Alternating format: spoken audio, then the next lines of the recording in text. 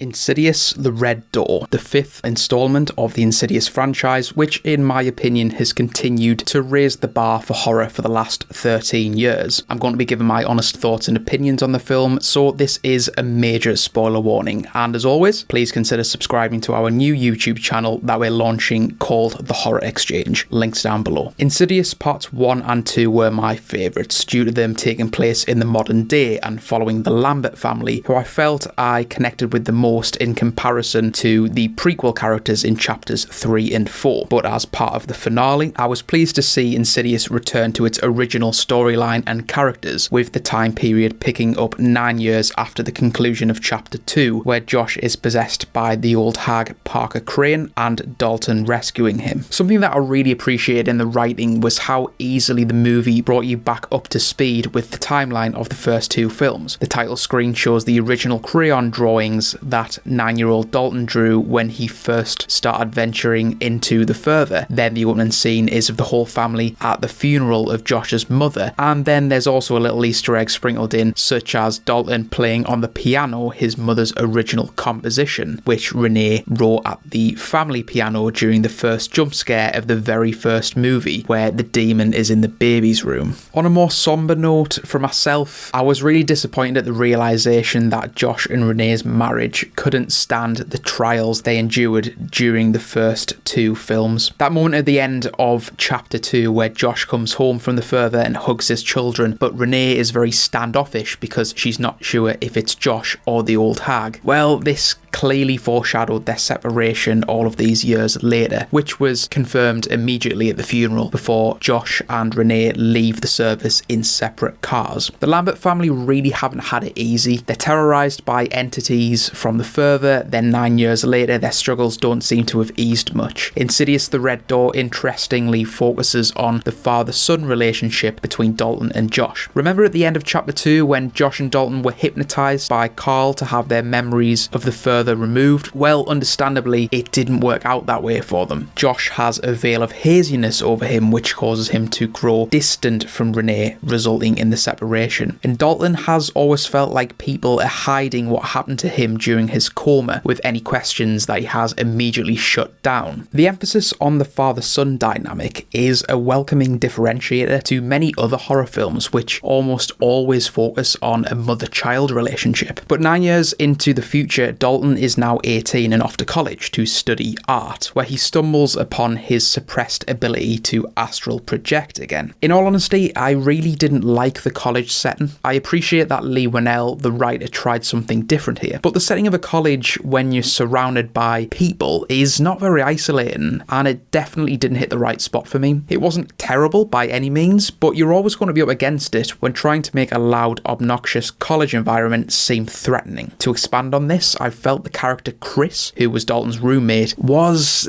a very weak element of the film. There were a few instances of dialogue which were very weak in the movie and actually detracted from some tense moments, and they all came from Chris. Specs and Tucker were absent apart from a short cameo in a YouTube video, but I think Chris was brought in to almost replace their characters, where you get a bit of respite after an intense scene when witnessing their well-placed humour. But unfortunately in this instance it falls flat on its face, and I find myself a bit frustrated at times with Chris's dialogue inclusions. The narrative effectively shows the parallels between the hardships that both Dalton and his father are going through. Whilst Dalton is struggling at university, Josh decides to finally address this haziness he's had for the last decade and goes for an MRI scan. There's a cracking jump scare here where Josh is in the scanner and you know what's coming, but in true Insidious fashion, it harnesses the audience's intelligence that there's going to be a scare, and it delays and delays and delays before deploying the scare. That was a great scene and something that the franchise has continually done well. Dalton's problems begin to unfold when his art teacher accidentally hypnotizes him in the same style as Elise did, counting back from 10 and telling the students to draw whatever comes to the forefront of their mind. Josh ends up drawing a rather bleak image of the infamous Red Door to the Lipstick Demon's lair, with a strange man holding a hammer next to it, which ends up being his father during the second film. And this is really really what the narrative focuses on for the most part. Dalton rekindling his abilities to enter and exit the Further on command. Of course, his living scent attracts those from the Dark Realm who attempt to follow him back into the real world. The first time this happens is when Dalton goes to a frat party and finds someone vomiting in an upstairs bathroom with a skin disease, telling Dalton to close the door. But he isn't actually real. He was a former dead student who has temporarily crossed over. When the frat leader comes up to his room, Dalton hides under the bed, and when you see the hands and shoes of the entity which creep up really slowly to Dalton, it then vomits on his face. And I just do love how Insidious films manipulate the pacing of intense scenes so that the payoff is so much more prominent. Another very well crafted jump scare. As Dalton's drawing of the Red Door progresses over a few days, so does his infatuation with the Further and his eagerness to learn more about his abilities. He heads back to the frat house to speak to the entity in the bedroom about what he meant by close the door. Whilst in the Further, he comes across the lipstick demon again, which follows him back into reality and strangles Chris. Dalton is then captured once again in the lair of the demon, which is another throwback to the events of the first film. It was great to see the lipstick demon once again, purely because he is the alpha of the Further. I enjoy the antagonists of the other installments, the likes of Parker Crane and others, but